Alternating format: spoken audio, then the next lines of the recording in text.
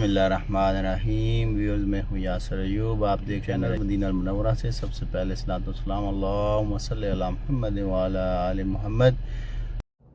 ناظرین، یہ جو آپ کو مسجد نظر آ رہی ہے، یہ مسجد مدینہ المنورہ میں مسجد بنو عنائف کے نام سے مشہور ہے۔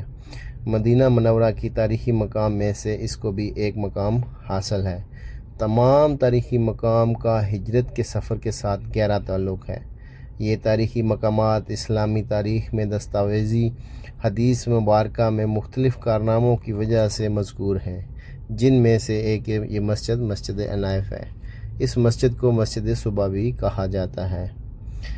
یہ مدینہ المنورہ میں قباء کے جنوب مغرب کے ایک محلے میں یہ مسجد بنو عنائف کے لوگوں کی طرف سے بنائی گئی، جن کے قبیلہ بنو عمر بن عوف کے ساتھیوں میں سے تھا۔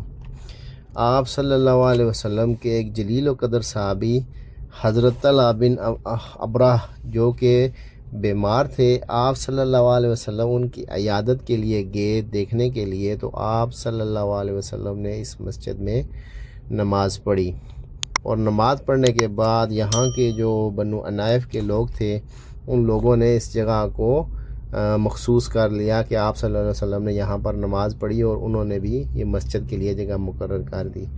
اور اس کے بعد خادمین حرمین شریفین شاہ سلمان بن عبدالعزیز کے دور میں اس مسجد کی بحالی کا کام کیا گیا، جس سے اس مسجد کے تاریخی پتھروں کو محفوظ کر لیا گیا۔ جیسا کہ ناظرین آپ کو یہ نظر آ رہے ہیں، یہ پتھر ایک دیواریں تقریباً یہ 2.5 میٹر کی پرانی دیواریں یہاں پہ ابھی تک موجود ہیں، اور یہ نئی کنسٹرکشن کر کے ان پرانی دیواروں کو محفوظ کر لیا گیا۔ اور اس مسجد کا چھت اس ٹائم بھی نہیں تھا اور آج بھی نہیں ہے، اور اس مسجد کو عمرہ زائرین اور حج زائرین کے لیے کھولا جاتا ہے، اور یہ 24 گھنٹے مسجد یہ کھلی رہتی ہے۔ اور وہ جو صحابہ تھے آپ صلی اللہ علیہ وسلم کے، حضرت طلحہ، جب ان کو اپنی بیماری کے دوران آپ کو محسوس ہوا کہ میں زیادہ بیمار ہوں، تو انہوں نے اپنے اہل و عیال کو وصیت کی کہ جب میں اس دنیا میں نہ رہوں تو آپ صلی اللہ علیہ وسلم کو میری وفات کا پیغام نہیں دینا۔ آپ کو خطرہ تھا کہ مشرکین آپ صلی اللہ علیہ وسلم کو نقصان نہ پہنچائیں، اور ایسا ہی انہوں نے کیا۔ جب آپ صلی اللہ علیہ وسلم کو کچھ دنوں کے بعد حضرت طلحہ رضی اللہ تعالیٰ عنہ کا پتہ چلا، تو آپ صلی اللہ علیہ وسلم نے ان کی قبر مبارک پر جا کر آپ صلی اللہ علیہ وسلم نے ان کے لیے مغفرت کی دعا کی۔ ناظرین یہ دیکھ سکتے ہیں واضح طور پہ بھی آپ کو نظر آ رہی ہے، یہ جو پرانی دیواریں تقریباً 2 سے 2.5 میٹر ہیں، اور یہ جو نئی دیوار ہے یہ اس سے تھوڑی سی اونچی ہے۔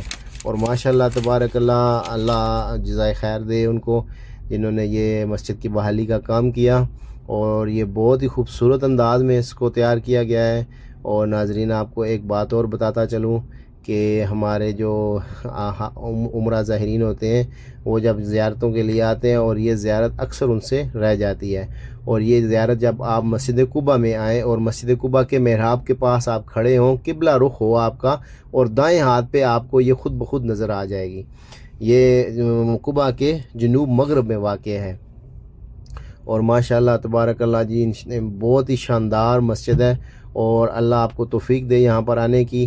اور اس میں اگر آپ تہجد کی نماز پڑھیں اور آپ کی کیفیت تبدیل ہو جائے گی، کیونکہ آپ صلی اللہ علیہ وسلم نے اس مسجد میں تہجد کی نماز مسجد ہجرت کے بعد سب سے پہلے جو آپ صلی اللہ علیہ وسلم نے جو تہجد کی نماز پڑھی وہ اسی مسجد میں پڑھی۔ اور یہ جو ابھی آپ کو محراب نظر آ رہا ہے، ماشاءاللہ تبارک اللہ، آپ صلی اللہ علیہ وسلم نے یہاں پر ہی کھڑے ہو کے نماز پڑھی۔